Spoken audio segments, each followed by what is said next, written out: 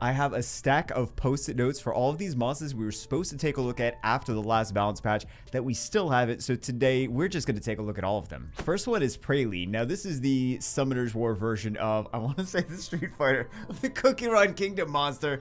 The Wind Madeline, is that the one that I'm thinking of? So he does an attack power buff, a crit buff, and increased attack gauge. It's really nice with Leo because then you don't have to worry too much about the speed tuning with Leo. Decent enough damage with Lucian. But of course, if he's got no attack power buff, he's not really going to do crazy amounts of damage. Let's see if Faye can go crazy. I mean, Faye really doesn't need to go crazy. Picks the Leo already, so they don't even have to worry about speed, no speed. Don't have to worry about any of that. Because opponents already, they're not going to ban out they ban out the Fire Monkey. Well, here's the thing. They didn't even pick any heals on that side. Like no Abelio, no Molly. I would have expected either Abelio or Molly. They also... Yeah, the Beth could have moved first too. I mean, they didn't really have to worry. This was kind of like a free win. Opponent didn't have any heals. Opponent didn't have any sort of way to heal themselves back. Because if they had brought Abelio or Molly, at least they would have had a chance. They just brought some bruiser damage dealers with no supports in there. So I think that's really what did it in. The Beth moving after everything, maybe he wasn't really planning on picking, but he's like, they took my Leo, I guess I'll pick Beth. Ciara into an Artemiel Ragdoll. And then they don't even worry about that. They're like, oh, I happen to have the Dark Onimusha, so I don't have to worry about the Artemiel Ragdoll. Bans out the Leo. But I was actually expecting the Riley ban, to be honest. And bans out the Jameer? Wait a second, of all the things that you ban out, you lost the game for yourself. Why did they ban out the Jameer? They banned out the Jameer. Because see, Artemiel Ragdoll so early in the draft, you could just play around it. You could just start picking some Onimushas and be like, oh, I'm not going to ban that at all. I don't have to worry too much, right? Artemiel Ragdoll, Onimushas, and then that nerfs half the units because nothing's going to be critting with the Onimushas. Unless they bring it to Sarah and they're like, I'm going to Sarah. And there's like, oh, okay, well then I'll just crit on you for like 1 billion damage. Then Oblivion to Onimusha, right? We've done a video. I know some people have mentioned like, oh, you should try to see if blah blah blah. We've done a video on when it first came out, when Kaki first came out. We took him into like guild content and we Oblivioned it, but we did that like so long ago. That's why this person's in C1 because honestly, I don't know why they picked and banned like that. I really don't. Maybe it's a returning player. Maybe that's what it is. Maybe it's a player that left a couple years ago and just came back to like, I have Artemiel Ragdoll. This should be great. And it's like, the things have changed. First two picks, a little bit... okay, so they're just going for a cleave. Left-hand side looks solid. Left-hand side looks like a more solid just team that you could use in so many different matches, right? You have death prevention. You had heals. But the Molly, Molly doing Molly things. Okay. I mean, Molly got banned. What kind of Molly things am I talking about? Will runes? Ah, that's what will runes do. I should probably put those on some things sometime. I will runes. Usually when I'm taking turn 2, usually not turn 1 though. I'm guilty. Guilty as charged of not using will runes as much as I should be. Next one, a little bit unorthodox on the left-hand side. Aside from Shizuka, of course. You got 2 units there that revive. You have some... revive / death prevention. Ignore defense. There were two big single target nukers, right? 2 big single target damage dealers. She's still gonna do. I mean, she still does ignore defense, and then she also does a defense break and turn cycling with skill 3. So let's see. It also increases the attack gauge by the amount of damage. He just goes for it on her. He just goes for it, and then she's got the soul protection now. So she's coming back, and then she gets a turn. She's going to destroy that Diana. Yeah, and gets another turn because it increases 50% attack gauge, and then another extra attack gauge in proportion to the amount of the damage dealt from that skill 3. So, I kind of feel like I like her better than Daphnis, to be honest. I'm not a really huge fan of Daphnis, though. I feel like Daphnis never works for me. I think that's a fair comparison though, because I feel like there are going to be people on both sides of that argument. Like some people like Daphnis more, some people like her more.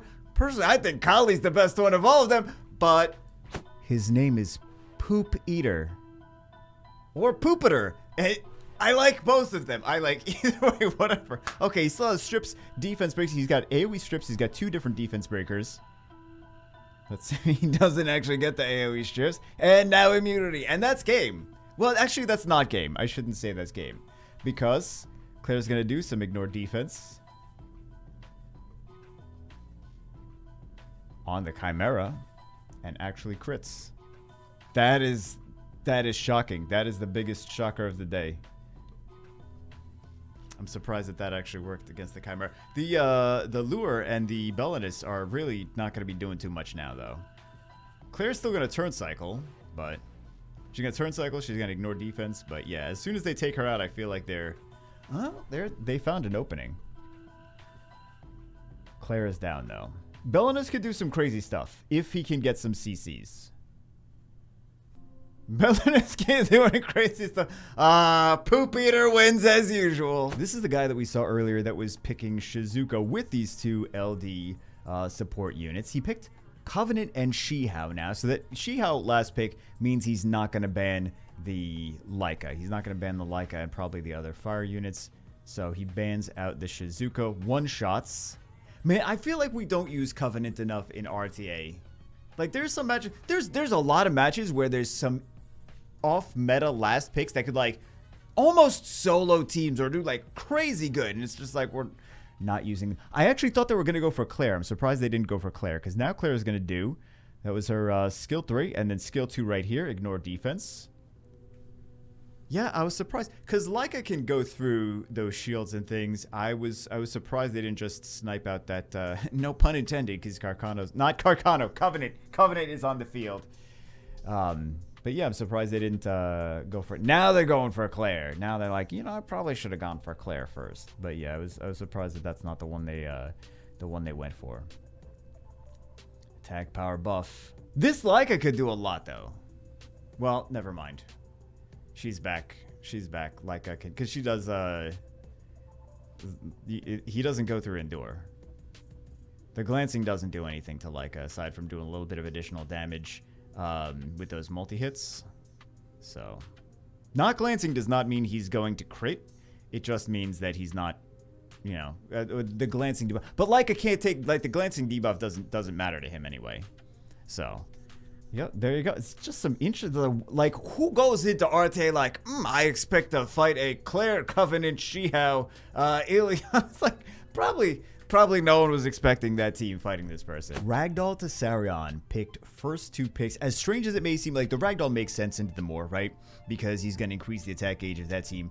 The Tessarion, and also Daphnis Claire bans out the Daphnis. This is not the same player as we saw before. They just seem to be having the same strategy of 2 single target snipe units, right? One strip into a defense break into a big damage, and the other one just either defense break and turn cycle into an ignore defense, or just ignore defense with skill 2. So that was the 3rd skill. But as crazy as it may seem, doesn't kill to set, we has a damage mitigation passive. So as crazy it may seem to see Tessarion picked so early, I've been doing that on the Europe server and the Europe server account, and it's worked very well so far, because Tessarion basically counters, like, half the units in the meta are passive units. So Tessarion counters half the units that people would be picking, unless they're picking a fast control or cleave team. Then he doesn't really, I mean, he's still got the resistance lead, so he could so he could be good against control if the resistance lead did anything, which it doesn't. So I don't even know why I started to say that. I apologize for giving you fake information of resistance lead actually doing anything. You're like, I know, I knew it didn't do anything. I didn't believe you for a second, buddy. So it's nice to see the and then you just saw I was gonna say it's nice to see the Hearn here, but then you just saw the immunity being picked against the Tessarion, the early Tessarion, because they're like, oh, that's happened to me too. From picking Tessarion so early, is immunity just gets picked against them all the time, because they're like, yeah, I'm just not gonna take those oblivions. How's that? Usually it's a double immunity. But one of the reasons that I started picking Tessarion so early is actually, this is gonna be a long match now. Oh my goodness. One of the reasons that I started picking Tessarion so early is because all the units that I use on that account, maybe not all of them, but a lot of them. It's like a turn 2. Like that account is just full of turn 2 passive. Oh, they just concede there. I was surprised to see that, but it's all turn 2 passive bruisers. So I was like, people keep Testarioning me. This is an issue. Let me just pick him first, and then I don't have to fight against him. I was like, this is the smartest idea I've ever had. Don't have to fight against something if you just pick it before they do. Here we go. 2 birds, 1 cup. There are 2 birds, 1 stone. No, I think it's 2 birds. I think it's the first one. So we get to see both Claire and Win Madeline. Again, the reason that I'm showing you guys Win Madeline and Claire and saying you're like, why Win Madeline didn't get buffed? It's just things that we didn't, things that we were supposed to take a look at before Win Madeline. We did a couple videos. I never actually posted any of that. We did, I think, 2 or 3 videos on Wind Madeline, which we didn't post. And then it's amazing, right? And then Claire, after her buff, we never actually got to see her. We saw her when she first came out, but we didn't get to see her after the buff. She's mostly the same unit, though, but this way we get to see both of them work together fairly well. We're taking a look at the Light Madeline now. The Summoner's War version of that is Fudge. We're going to take a look at him getting carried by 2 LD5s. And I haven't been able to find... So he just did his skill 2. That is, he puts himself in his special stance, which makes his skill 1 an AoE skill. His passive gives that skill 1 a silence and also heal. So technically, right now, he's got an AoE silence coming up. So let's see if the AoE silence does anything special. No! Well, it's a 50% chance. It's a 50% chance to AoE silence. And now he needs to take some damage to get out of that state.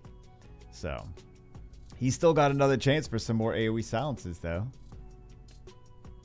which doesn't activate, which doesn't really do anything. So he's getting carried kind of by, hey, okay, so he's on Despair. I have not seen this unit win at all yet. Took a look at some matches. Okay, a little silence there. He's not gonna do anything. he's gonna die. That's what he's gonna do. There you go. I haven't seen him win once yet. Let's see if maybe we can find a win. Looks like they're both going for turn 1. Let's see what gets banned out. Shungpung gets banned out. They're still gonna take turn 1 on the right-hand side, and I think he's just not ever gonna see a turn. I have not seen this guy win once yet. We'll find out. We'll find out. He might at some point, and then maybe we see some AoE Oblivion. I mean, not AoE. AoE Oblivion would be huge. AoE Silence, not really so much. I don't think he's gonna do anything. Okay, Commander's Honor, which means he's immune to inability effects, right? And then he's gonna. I mean, if he starts revenging and silence and stun, that could be okay. Hold on. There's a comeback here. I want to see this comeback. I want to see if it actually works. nice silence. All right, they get the sleep here. Glaive Slash. Now it's can't be healed, which his passive is a heal. His passive is silence and also heal some of the damage. I don't see him doing anything. I mean, he's not gonna get stunned or slept from Chiwu, but they just leave him till last and not even worry about him. Still have not seen. Took a look at a handful of these matches with him. Have not seen a single win yet. This guy, Sniffy, genius. Best combo. Best combo. I refuse to believe anything aside from that this is the best, most amazing combo I've ever seen. So, first off, they outspeed, right? Did they get the... Well, they got the stuns on Lucian. Stun increased cooltime, too. So you're going to have a lot of attack power buffs. But aside from that, Lucian's really not going to... Lucian's going to... remember, I didn't even finish saying my first sentence. She's got a strip with skill 1. So... But he's cooldown anyway. He can still do first skill. But... Yeah. That was a lot of damage. But he's on Swift, so of course he's not going to be as tanky. It's just ridiculous.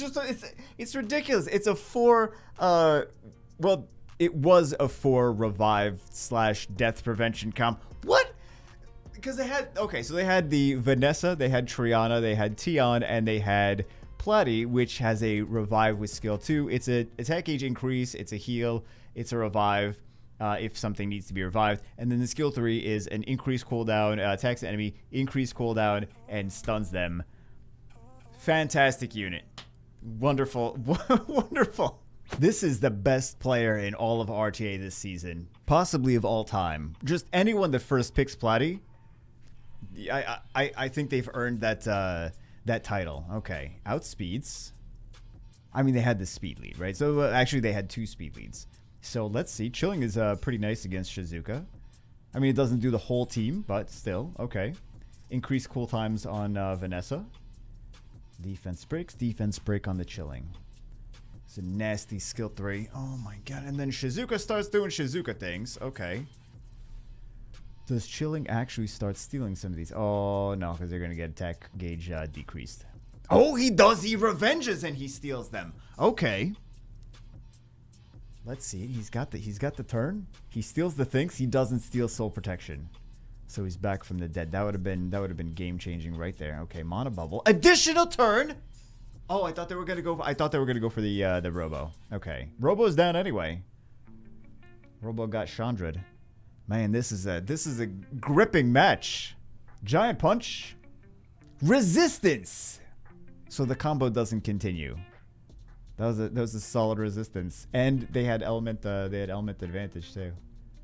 So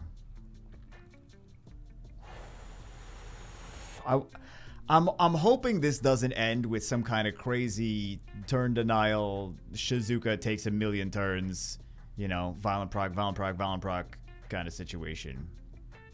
Okay, so I would have played that a little bit differently. Personally, I would have gone for at least trying to dismount the Savannah so they don't have to take the AoE. I mean, Shizuka's so nasty, right? But I would have at least tried to dismount the Savannah so they didn't have to take any more AoE defense breaks and attack gauge pushbacks. That was just my, you know, potato, whatever. Does anyone call it potato? Hold on. Tomato? Does anyone, I don't know. Do people call it potatoes and tomatoes? Old people, right? Grandparents, I think. My grandparents probably called it potatoes and potato. No, they don't call them both. Listen, whatever. I'm not using logic anymore. What I'm trying to say is that this was amazing gameplay. This was god tier, Platy, 7,000 IQ gameplay. This is wonderful. This was like watching a master at work. We are on a unit that I have not taken a look at all yet. We are on Wind Espresso. Oh, you guys can't see. We're on Wind Espresso, right? Make these little notes to remind myself which ones we need to take a look at. So, Blade Crush. Oh, he's super fast too. Let's see. We got the Karma. We got Grinding. I don't know why I think that's funny. It's probably not funny. Whatever. Serious Matter. He's got the glancing, so he lands everything on everything. Well, the fire, oh, they're violent procking, so Fire Robo's getting some free increased attack gauge. Not bad. Attack power break, though, on the Ciara. Bomb didn't do that much damage. All right. And so Wind Espresso. Did I say Wind Espresso before or Fire Espresso? Whatever. Wind Espresso. Oh, Wind Espresso is dead. That's what I meant to say. Is his thing that he does is he just dies and falls out of the game. He's got a few things. Number one is he's immune to CC. Or no, he's not immune to CC. He's immune to sleep, I think is the thing. He's immune to sleep, and also he helps your team lose. Is what, and he's immune to sleep, and he also he gives himself a buff of either defense buff. I believe his defense buff, attack power buff, and speed buff randomly every time he gets a turn. You don't know what he's actually going to do. He could give himself one, he'd give himself another. You don't know. So that's the part of the joy of, I think we're going to see some more losses with this guy. But let's at least try. Let's give him a shot. Let's see what else he can do. Left-hand side team is playing Bruiser. Right-hand side team is going Control. Oh, they're going a Hathor, too. Is perfect into a Hathor. I wonder if they were intentionally going to pick that last, or if they were just like, well, I'm gonna let the Hathor. I mean, here's the thing though: if he gets picked last, then you actually have paid attention in the updates and when the new units come out to what he does. You know that the Hathor is making it through, so he doesn't take sleeps. So Now Molong's just gonna reckless him, even though he's like the least dangerous unit on the entire team. I feel like that's so it's just so weird to see him getting picked off first of all the things. It's like, yeah, I gotta make sure this super dangerous Wind Espresso. He just was the one that was awake. That's why he was picked off first. That's the only reason. Aside from that, like, Oliver would have gotten... If Oliver was not slept, Oliver would have gotten picked off first, or Ciara, probably Oliver. I gotta believe that Oliver would have gone down first. Right. If no one took the sleeps, Wind Espresso would have been the last target. So... And now we see Oliver solo everything. Actually, now I'm curious. Hold on. It was supposed to be a joke, right? Okay. They didn't even try to Oliver solo. So coming off seeing some amazing gameplay from things like the Wind Espresso and the Light Madeline, we can only expect that the Wind Ryu / Wind Striker after his recent buff is just going to do so much amazing stuff just like they did. All sarcasm aside, we'll see. I have not been able to get him to work even somewhat decently. Daphnis was buffed too. I think we took a look at Daphnis, right? I mean, Daphnis is kind of straightforward, more so. Oh, he actually, well, it's a water unit. So there we go. The nice thing about that is he multi-hits against the Water Ryu, which is a unit that you need to multi-hit to kill. Let's see if he continues to have that kind of amazing RNG. Same player as before. They're both going for single target speed cleaves. Bans the speed leaders on both sides. I think Ashir still takes this though, because Ashir's got 115 base speed. So, and then the Masha. All right, let's see. That's it's just a one little bunk there. Okay, we got to see Wind Ryu do a little bunk, and I think any unit that did the little bunk could have done about the same. He didn't really do anything crazy. Some interesting teams on both sides. Bans out the Kinky, bans out the Dominic. They still have 2 attack power buffers and a Wind Ryu for that super big crazy damage. Let's see the super big crazy damage. Yup, that's about the super big crazy damage I was expecting, to be honest. All right, gets stripped again. This is the Wind Ryu experience. Oh, see, that activated Feng Yan. Feng Yan increases attack age, came in and finished the Wind Ryu off. That was sad. We're about to either see something super fun or super disappointing. Which one do you think it's gonna be? Super fun or super disappointing? Let's find out. No attack power buff on these things. Tishar would have gotten 2-shotted if Leica got what? I mean, Leo got one more turn. Okay, no defense break there. And Tishar is down. Tishar is down, and the icing on the cake is Wind Ryu being like, I don't really feel like coming into work today, so I'm gonna just call out. I'm gonna take one of my sick days. Like, you've had enough sick days. Wind Ryu has had plenty of sick days. He doesn't need any more sick days. He needs to actually show up to work and earn that paycheck now, which he doesn't seem to want to do. This is the same guy we saw at the beginning of the match, but he was using different picks. He was using the Fire Battle Angel, and he was using Daphnis. So let's see. If you say, let's see what winds up happening. I'm just saying, hey, he did something. Wow, that was phenomenal. Congratulations. So Wind Striker just better than Wind Ryu. I think that's what we're learning here. That's sarcasm. It's the same unit. It's not. Could you like, it's just like, I'm gonna take that out. I don't want it to attack anything. So, well, Leica's a good unit, especially against something that gets extra attack gauge when it's glanced on. A unit that doesn't glance is pretty strong. Who would have thought? We're gonna see some interesting single target cleave. Yes, we are. Okay. Bans out the Leica. I was expecting the Leica ban. Actually, I wasn't expecting the Bastet ban. Let's see. Let's see what winds up. He doesn't even go for skill 2. Skill 3. Sorry, he goes for skill 2. I thought that was gonna kill. I was like, he's got the speed buff. He's got the attack power buff. That's gonna kill. All right, let's see. He gets it, and he does no damage. He does no damage.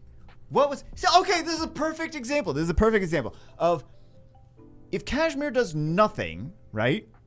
If he did 20k, and then Covenant's like, okay, let me follow this up by, I don't need these requirements of needing to strip and defense break and then do things. I'm just gonna ignore defense and do much more damage. I feel like if the Wind Ryu is gonna need all these things to activate to actually do what he's supposed to do, I feel like he should at least, you know, do more damage.